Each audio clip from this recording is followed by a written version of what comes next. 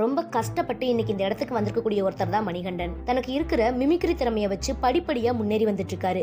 விஜய் டிவில கலக்கப்போதியாரு season 4 runner, அதுக்கப்புறமா எஃப்எம்ல ஆர்ஜே, விளம்பரங்களுக்கு குரல் கொடுக்கறதுன்னு தன்னோட திறமையை வளர்த்துக்க ஆரம்பிச்சாரு. படங்கள்ல சின்ன சின்ன வேடங்கள்ல வந்தாலும் ஜெய்பீம் படம் இவருடைய நடிப்பு திறமைக்கு தீனி போடுச்சுன்னே சொல்லலாம். தனக்கான அடையாளத்தை உருவாக்கிக்கிட்ட இவருக்கு அடுத்தடுத்த சில படங்கள்ல நாயகனா நடிக்க வாய்ப்பு வருது. சமீபத்துல வெளியான குடும்பஸ்தன் படத்துல ரொம்பவே சூப்பரா நடிச்சிருப்பாரு. அந்த படத்துக்கான ப்ரொமோஷன் வேலை பார்க்கும்போது கிடைக்கிற மேடைகள்ல மிமிக்ரி செய்ய ஆரம்பிச்சாரு. எப்ப பாரு ப்ரொமோஷன், மிமிக்ரி, ரீல்ஸ்னு இவரை கலாய்க்கிற மாதிரி நிறைய வீடியோக்கள் வர ஆரம்பிச்சது. நம்ம ஒரு பொருளை வித்தோம்னா அதுக்கு நம்ம ப்ரொமோஷன் பண்ணுவோம்.